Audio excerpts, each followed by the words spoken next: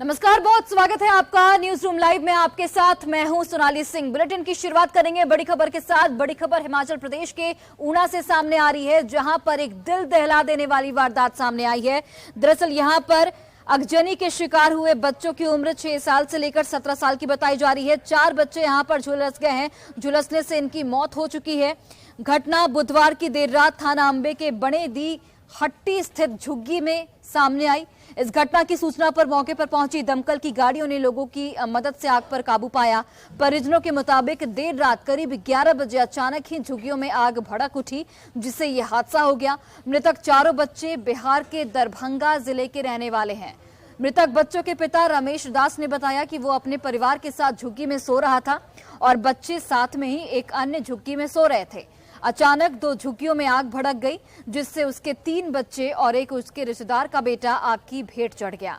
हालांकि आग लगने का कारणों का अभी तक खुलासा नहीं हो पाया, लेकिन आप तस्वीरें देखिए जहां पर झुग्गी में भीषण आग लगी।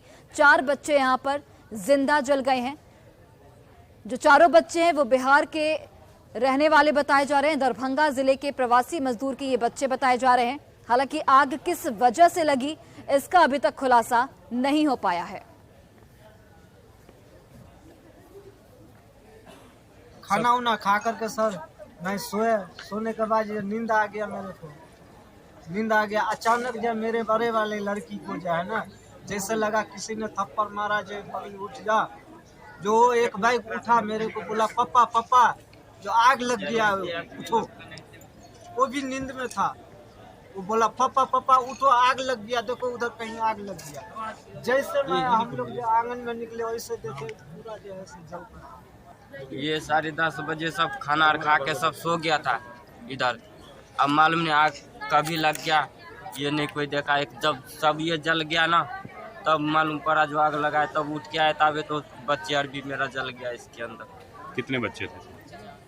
और इधर गोपालगंज में बेखौफ अपराधियों ने फुलगुनी पंचायत के मुखिया की हत्या कर दी है। पुलिस फिलहाल इस पूरे मामले की छानबीन में जुटी हुई है। जानकारी ये निकलकर सामने आ रही है कि थावे थाना क्षेत्र के नारायणपुर गांव में मृतक मुखिया बाइक से आज सुबह अपने घर लोहरपट्टी की ओर जा रहे थे और वहां पर चिमनी का वो निरीक्षण करने पहुंच रहे थे। कल ही मुखिया की चिमनी चालू होने वाली थी, लेकिन इससे पहले घात लगाए अपराधियों ने मुखिया को गोली मार दी। जानकारी ये मिल रही है कि सिर में गोली लगने से मौके पर ही मुखिया की मौत हो गई। वारदात की सूचना पाकर पुलिस मौके पर पहुंची और शव को कब्जे में लेकर जांच में जुट गई है। इस घटना के बाद पूरे इलाके में सनसनी फैल गई है। हत्या की वजह हालांकि अभी तक साफ नहीं हो सकी है, लेकिन चुनावी रंजिश के बिंदु पर इस वक्त पुलिस की जांच चल रही है। अधिक जानकारी इस पर दे रहे हमारे सहयोगी गोविंद कुमार।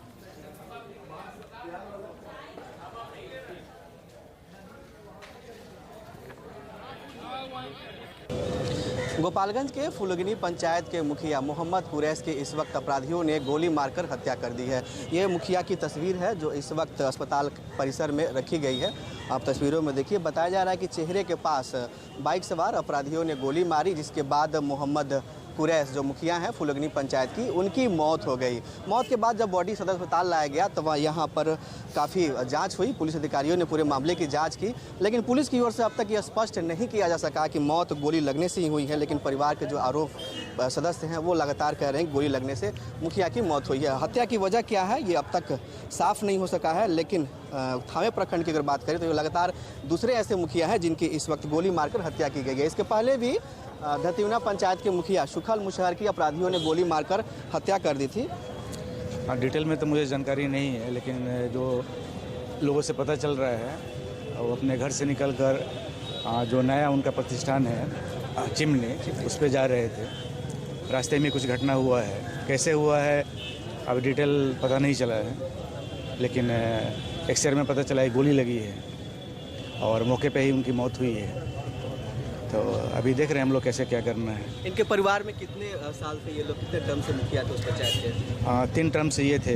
फिलहाल बॉडी को सदर अस्पताल में रखा गया है। पुलिस पोस्टमार्टम कराने की तैयारी में है, लेकिन लोगों में कहीं ना कहीं आक्रोश है इस घटना को लेकर और लगातार पुलिस और प्रशासन से जो अपराधी हैं उनकी गिरफ्तारी की मांग की जा रही है। हत्या की वजह भी अब तक साफ नहीं हो पाया है। गोपालगंज के जो एसपी हैं स्वर्ण प्रभात, उन्होंने उस पूरे मामले में जांच करने की बात कही है और ये भी कहा है कि पोस्टमार्टम रिपोर्ट आने के बाद यह स्पष्ट हो पाएगा कि मुखिया की मौत कैसे हुई है। फिलहाल गोली मारकर हत्या करने का आरोप पीड़ित परिवार लगा रहे हैं। गोविंद कुमार, न्यूज़ 18, गोपालगंज।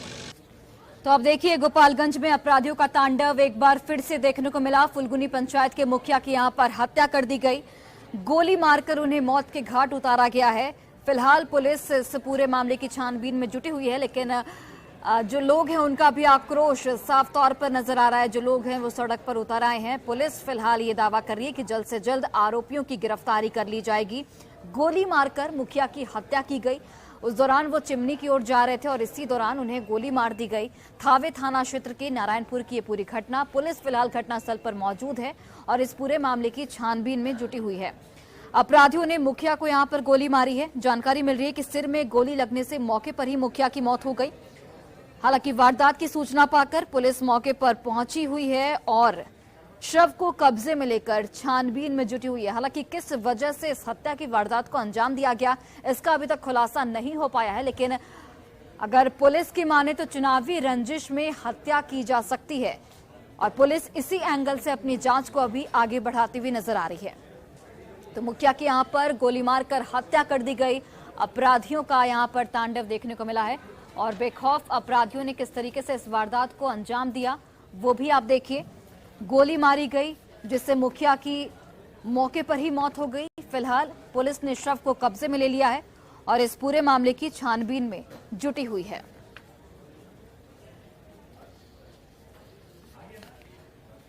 तो फुलगुनी पंचायत के मुखिया की यहां पर हत्या हुई है। थावे थाना क्षेत्र के नारायणपुर की एक घटना, तस्वीरें भी आपको लगातार दिखा रहे हैं। यही वो मुखिया है जिनकी हत्या कर दी गई।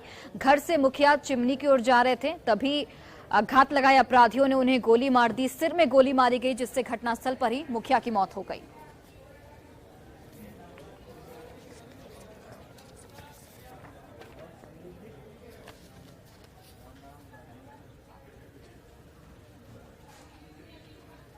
औरंगाबाद से आपको खबर बताते हैं, जहां पर हैवान पति ने अपनी पत्नी की गला दबाकर हत्या कर दी। वजह यह थी कि शादी के 15 साल बीत चुके थे, उसके बाद भी दंपति को कोई संतान नहीं था और इसकी वजह से पति ने इस हत्या की वारदात को अंजाम दिया। परिजनों ने बताया कि सामर्थ्य के अनुसार दान दहेज देकर 2017 में संतोष चौधरी से महिला की शादी हुई थी। शादी के बाद जब कोई बच्चा नहीं हुआ तो इसे लेकर इलाज के लिए वह पति पर जब दबाव जो है वो डालने लगी तो उसे बेरहमी से पिटाई की जाती थी, लेकिन आज उसने गला दबाकर उसकी हत्या कर दी और पति जो है वो फरार हो गया। इधर मृतका के परिजनों के बयान के आधार पर पुलिस ने मामला दर्ज कर लिया है और आगे की कार्रवाई में जुट गई है।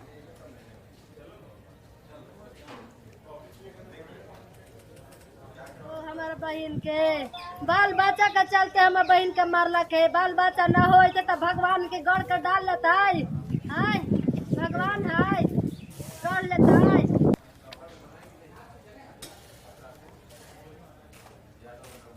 और खबर वैशाली से, जहां पर देखिए एक हैवान पिता ने अपने 1.5 महीने की बेटी को हत्या कर उसे मौत के घाट उतार दिया। फिलहाल पुलिस इस पूरे मामले की छानबीन में जुट गई है। तो 1.5 महीने की बेटी की गला दबाकर हत्या की गई है। पुलिस ने आरोपी पिता को यहां पर गिरफ्तार कर लिया है। जानकारी ये मिल रही है कि बेटी होने से वह आक्रोशित था, जिसको लेकर अक्सर पत्नी की पिटाई करता था, लेकिन इस बार उसने सारी सीमाओं को लांघ दिया, सारी हदें पार कर दी। आरोपी देवलाल महतो घटना में रहकर निजी नौकरी करता है। करीब 1.5 महीने पहले उसकी पत्नी ने एक बेटी को जन्म दिया था, जिसके बाद वो नाराज चल रहा था और हत्या की वारदात को यहां पर अंजाम दिया गया। 1.5 महीने की बेटी की गला घोंटकर पिता ने हत्या कर दी। फिलहाल जो पिता है वो पुलिस की गिरफ्त में है।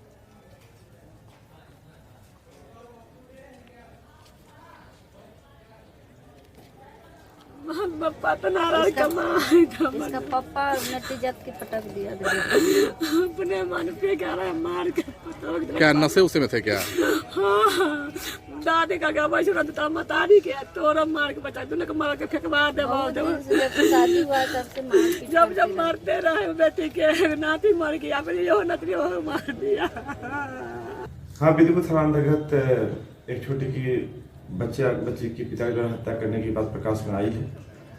उसमें हम लोग त्वरित कार्रवाई करते हुए उसके पिता को गिरफ्तार किया गया है और कांड का अनुसंधान में हम लोग कर रहे हैं और आपको बताते चले कि मधुबनी जिले के डीपीओ जो गायब हुए थे, अब उनके बारे में एक बड़ा अपडेट सामने आ चुका है। पटना में उनके रहने की सूचना मिल रही है और इस वक्त पुलिस की टीम जो है वो पटना में मौजूद है, जहां पर इस पूरे मामले की छानबीन लगातार की जा रही है। सीसीटीवी फुटेज और लोगों से बातचीत के अनुसार वो बोरिया स्थित बस स्टैंड से एक बस से पटना गए थे। मोबाइल फोन सर्विलांस में पटना के अगम कुआ क्षेत्र में होने की जानकारी इस वक्त निकलकर सामने आ रही है। इसको लेकर एक विशेष टीम को पटना रवाना किया गया। इस पूरे मामले में एसएसपी राकेश कुमार ने बताया कि गायब हुए डीपीओ राजेश कुमार मिश्रा पैदल आते जाते हुए दिखे हैं। हालांकि परिजनों ने यहां पर अपहरण की बात बताई है। फिलहाल पुलिस की टीम की मौजूदगी पटना में है, जहां पर जो गायब डीपीओ हैं उनकी तलाश लगातार की जा रही है। धर्मपत्नी के द्वारा अहियापुर थाने में एक प्राथमिकी दर्ज कराई गई है। हम लोग उस केस को एक एसआईटी के माध्यम से इन्वेस्टिगेट कर रहे हैं। डीआईयू की टीम भी इसमें पूरी मुस्तैदी से लगी है। अभी तक इतना ही मामला उसमें हम लोग को प्रकाश में आ पाया है इन्वेस्टिगेशन के दौरान कि कई जगह के फुटेज मिले और उस फुटेज से ये बात अभी तक आ रही है कि वो पैदल जा रहे हैं, अकेले जा रहे हैं और स्वतः चलते हुए जा रहे हैं। फिर वो बस स्टैंड से एक बस को भी पकड़ते हैं और फिर जो बस संचालक हैं उनसे भी बात हुई है। तो इन्वेस्टिगेशन का छोर अभी तक पटना में पहुंचा है। पटना में एक बस स्टैंड है जहां पे बताया जा रहा है कि वो उतरे हैं। पटना में भी हम लोगों की टीम अभी है वहां पे और जो फुटेज हैं वहां बस स्टैंड के आसपास के उनको हम लोग खंगाल रहे हैं। और बड़ी खबर आपको पटना से बता दें, जहां पर पटना में अपराधियों ने एक बार फिर से बड़ी वारदात को अंजाम दिया है और 4 लोगों को यहां पर गोली मारी गई है। फिलहाल घायलों को अस्पताल में भर्ती कराया गया है, जहां पर सभी घायलों की स्थिति गंभीर बताई जा रही है। अपराधियों ने शास्त्री नगर थाना क्षेत्र के पौष इलाके ऊर्जा स्टेडियम के पास चेन लूटने के दौरान एक महिला समेत 4 लोगों को गोली मार दी। देर रात हुई इस वारदात के बाद पटना पुलिस महकमे में अफरा तफरी का माहौल बन गया है। बताया ये भी जा रहा है कि बाइक पर सवार 3 अपराधी ऊर्जा स्टेडियम के पास घात लगाए हुए थे और इसी दौरान हॉस्टल संचालक महिला समेत 4 लोग स्कूटी और बुलेट पर सवार होकर घर लौट रहे थे। अपराधियों ने इनसे चेन मांगी, इन लोगों ने चेन दे भी दी। साथ ही सभी ने शोर मचाना भी शुरू कर दिया। इसके बाद अपराधियों ने पिस्टल से गोलियां दागनी शुरू कर दी। सभी 4 घायलों को आनन फानन में अस्पताल में भर्ती कराया गया, जहां देर रात सभी का ऑपरेशन भी किया गया है। महिला हॉस्टल संचालक है और बोरिंग रोड में उनका हॉस्टल चलता है। इस घटना के बाद पटना पुलिस सीसीटीवी फुटेज के आधार पर इस पूरे मामले की छानबीन में जुट गई है। कैसे हुआ? कहाँ पे? पता नहीं, अभी नया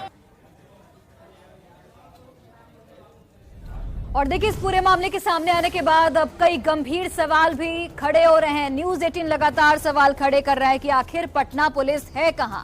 सवाल ये भी कि पुलिस की गश्ती का आखिर क्या हुआ, क्योंकि पुलिस लगातार गश्ती का दावा करती है। सवाल ये कि पटना में अपराधी बेखौफ क्यों हैं। सवाल ये भी उठता है कि क्या पुलिस का इकबाल खत्म हो चुका है? क्या अपराधियों में पुलिस का कोई खौफ, कोई डर नहीं है?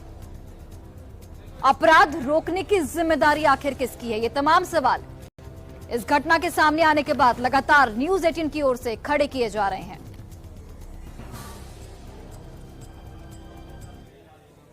और बिहार में क्राइम का रेट देखिए लगातार बढ़ता जा रहा है। इस पर सियासत भी अब होने लगी है। सियासी दलों में जो नेता हैं उनकी अपनी अपनी राय है, वो भी आप सुन लीजिए। आपके राज्य में कैसा कुशासन चल रहा है?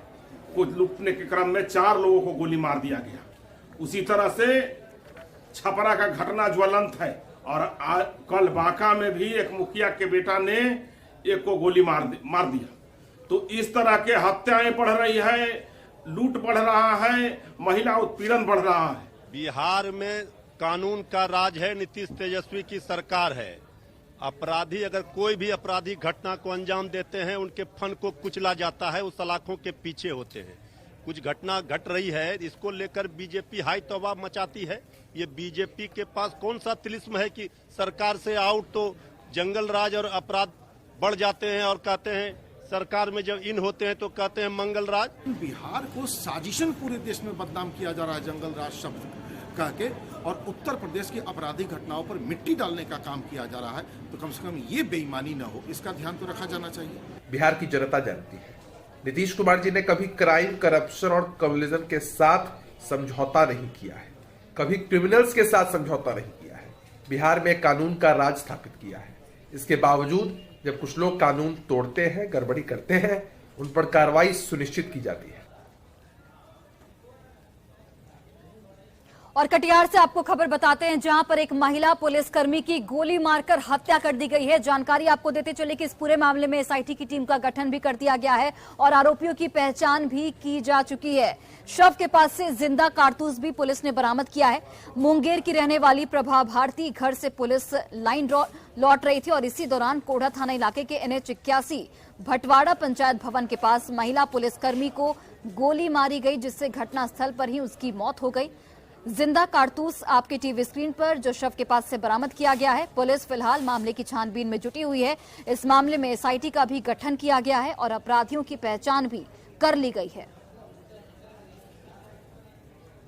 घटना घटा है सर यहाँ पे अभी तो देखा जा रहा है किस तरह का। जी सर, यहाँ पे जांच किया जा रहा है। क्या लग रहा है सर यहाँ पे एक युवती का शव पड़ा हुआ है सर? क्या बताएं हम अभी, आप लोग दूसरे देख रहे हैं, हम लोग दूसरे से। यहाँ पे किसी लड़की को गोली मार दिया गया है। गोली मार दिया गया है? 3-4 गोली मारा है जी, 3-4 गोली मारा है। 3-4 गोली मारा गया। कहाँ की लड़की है वो?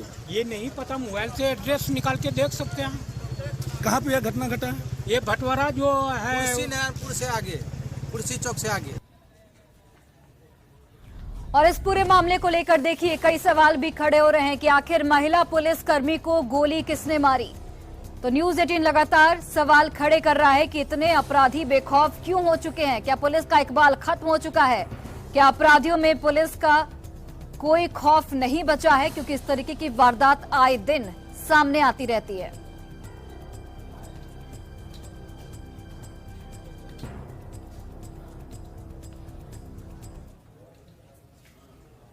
और छपरा के मांझी हत्याकांड में मुख्य अभियुक्त समेत 4 आरोपियों के घर की कुर्की जब्ती की गई और वो कार्रवाई आज भी जारी है। सारण के एसपी खुद घटनास्थल पर मौजूद हैं और इन तमाम जो कार्रवाई की जा रही है उसकी मॉनिटरिंग कर रहे हैं। स्थिति का जायजा लिया हमारे सहयोगी संतोष ने। पिछले गुरुवार को मांझी के मुबारकपुर में हंगामा शुरू हुआ था और अब यह हंगामा थमता नजर आ रहा है। पुलिस ने स्थिति पर पूरी तरह से नियंत्रण कर लिया है और अब जो आरोपी हैं उनके घरों की कुर्की हो रही है। आप देख सकते हैं कि उनके घरों के चौखट, केवाड़ी, तमाम जो सामान है उसको नोच करके लाया गया है और इस गाड़ी पर लोड किया जा रहा है। और किस तरह से कुर्की की गई है यह भी हम दिखाएंगे, आपको दिखाएंगे कि किस तरह से पूरा जो गाँव है वो पुलिस छावनी में तब्दील हो चुका है। एसपी स्वयं यहाँ पे इस मामलों की मॉनिटरिंग कर रहे हैं। लेकिन सबसे बड़ी बात है कि जो मुकम्मल कुर्की कही जाती है वो कुर्की की कार्रवाई यहाँ की गई है। हम दिखाना चाहेंगे, ये जो घर है ये एक आरोपी का घर है और इस घर की जो कुर्की की गई है उसे आप देख सकते हैं कि तमाम जो चौखट के वाड़ी है पुलिस ने उसे नोच दिया है। कहीं ना कहीं ये बताने की कोशिश की गई है कि अगर आप क्राइम करते हैं तो आपके खिलाफ ऐसी कार्रवाई की जाएगी जो दूसरे के लिए मिसाल बनेगी। इस घर को आप देख सकते हैं कि ये उन आरोपियों का घर है जो हत्याकांड में शामिल थे। जो 2 युवकों की हत्या हुई थी मांझी के मुबारकपुर में, वो आरोपी फरार चल रहे थे। कुल 4 लोग थे जो फरार थे, उनके खिलाफ ये कार्रवाई की गई है। और आप देख सकते हैं कि पुलिस अब यहाँ पे तमाम मॉनिटरिंग कर रही है, छानबीन कर रही है कि कहीं ऐसा जगह मिस तो नहीं हो गया जहाँ पे कुर्की की कार्रवाई बच गई। हम फिर बाहर ले चलेंगे आपको, वहाँ एसपी मौजूद हैं, उनसे भी हम बात करने की कोशिश करेंगे कि क्या कार्रवाई अभी चल रही है, अब किस तरह से शांति बहाल करने की कोशिश की जा रही है। एक बार फिर हम दिखाना चाहें कि ये जो तमाम पुलिसकर्मी हैं ये पिछले गुरुवार से यहाँ कैंप कर रहे हैं और स्थिति को पूरी तरह से नियंत्रण में कर लिया गया है। हमारे साथ यहाँ सारण के एसपी भी मौजूद हैं, इनसे भी हम बात करेंगे। सर संजीव सर, अब क्या स्थिति है यहाँ पे, हालात कैसे हैं? शांति बहाली कर ली गई? जी, प्रयास कर रहे हैं। अभी सर किस तरह की कार्रवाई चल रही है? अभी कुर्की जब्ती की कार्रवाई चल रही है। कुर्की जब्ती में कितने लोगों की 4 व्यक्तियों के विरुद्ध कुर्की जब्ती की जा रही है। प्रक्रिया पूरी हो गई है? अभी जैसा आप देख रहे हैं कार्रवाई चल रही है। बिल्कुल, एसपी हैं जो बता रहे हैं कि कार्रवाई अभी भी चल रही है और ये कार्रवाई तब तक चलेगी जब तक यहाँ पूरी तरह शांति बहाली नहीं कर ली जाती। लेकिन अब जैसा दावा किया जा रहा है कि मुबारकपुर में शांति बहाली पूरी तरह से कायम कर ली गई है। पुलिसकर्मी जो है यहाँ लगातार कैंप कर रहे हैं। संतोष गुप्ता, न्यूज़ 18, मुबारकपुर, छपरा। और खबर आपको दानापुर के मनेर से बताते चले, जहां पर एक निजी कॉलेज में छात्राएं जो हैं वो AK-56 की निगरानी में पढ़ने को मजबूर हैं। दरअसल ये पूरा मामला युवाओं की से जुड़ा हुआ है, जिसमें युवाओं का जो बोलबाला है वो साफ तौर पर देखने को मिला है। स्थानीय युवकों ने कॉलेज में इतनी दहशत फैला दी है कि यहां 80% छात्राओं ने कॉलेज आना बंद कर दिया है और जो आ रही हैं वो भी डर के साए में पढ़ने को मजबूर हैं। उन्हें AK-56 और इंसास राइफल के साए में पढ़ाया जा रहा है। तस्वीरें आप देखिए, तस्वीरों में आप देख सकते हैं कि किस तरह से पुलिसकर्मी सुरक्षा में लगे हुए हैं। तस्वीरें जो है वो आपकी टीवी स्क्रीन पर। बावजूद इसके गार्जियन उन्हें कॉलेज भेजना नहीं चाहते हैं।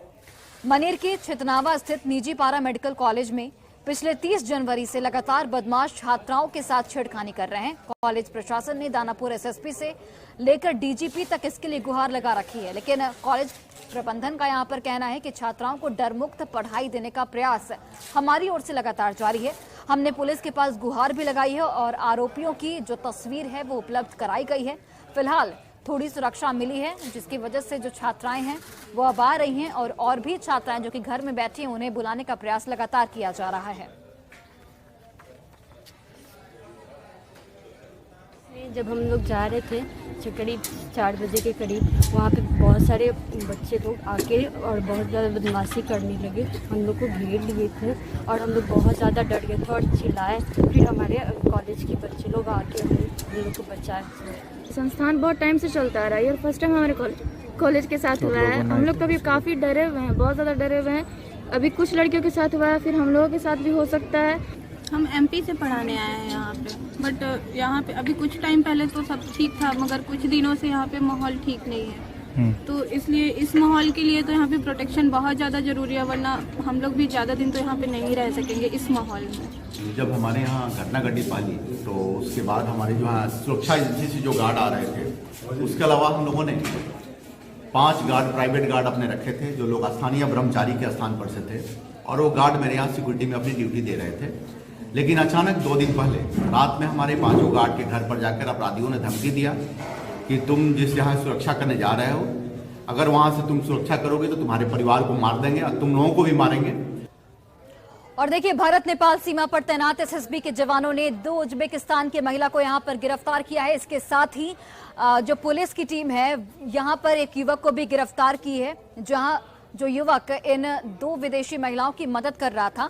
तो यहां पर 3 की गिरफ्तारी कुल मिलाकर पुलिस की ओर से की गई है। युवतियों के पास से उज्बेकिस्तान पासपोर्ट बरामद हुआ है। उज्बेकिस्तान की ये दोनों महिलाएं चोरी छिपे भारत में दाखिल हुई थी और कई दिनों से वो भारत के अलग अलग जगहों में घूम रही थी। फिलहाल इन दोनों महिलाओं से जुड़ी जानकारी SSB के स्थानीय कमांडेंट ने पटना स्थित अपने SSB मुख्यालय के साथ सुरक्षा एजेंसियों को भी दे दी है।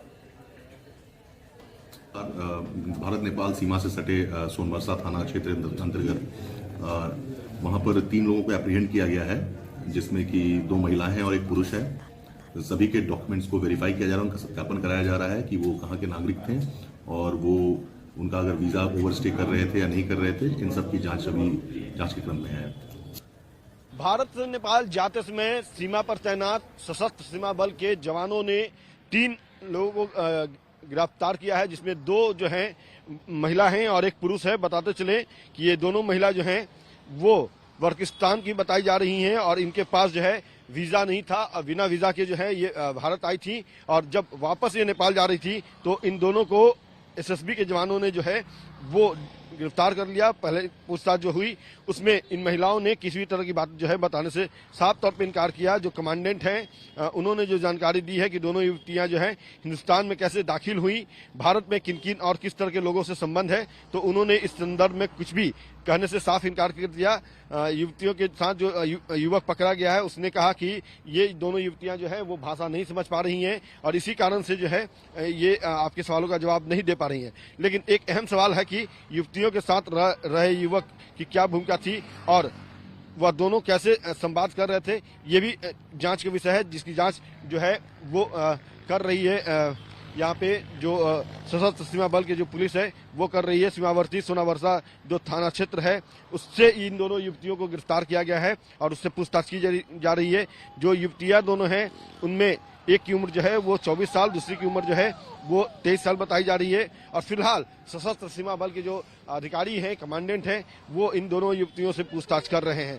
क्योंकि बताते चलें कि इससे पहले भी कई जो युवक युवतियां जो हैं वो बिना वीजा भारत में, बिना पासपोर्ट के भारत में दाखिल हो चुके थे और उनसे जब पूछताछ की गई थी तो कई अहम जो है साक्ष्य मिले थे, सुराग मिले थे, जानकारियां मिली थी जो कहीं न कहीं भारत में आतंकी संगठन से जुड़े हुए पाए गए थे। और इस संदर्भ में भी कहा जा रहा है कि ये दोनों युवतियां किस मकसद से भारत में दाखिल हुई हैं, जिसकी जांच अब सशस्त्र सीमा बल के साथ साथ जो देश के आंतरिक सुरक्षा के जुड़े हुए एजेंसियां हैं वो अपने स्तर से कर रही है। तो जांच के बाद क्या कुछ खुलासा होता है इस पर सबकी नजर होगी। कैमरा पर्सन अजय दुबे के साथ अमित कुमार, न्यूज 18 पटना। और फिलहाल इस बुलेटिन में बस इतना ही। आप देखते रहिए न्यूज 18 बिहार झारखंड।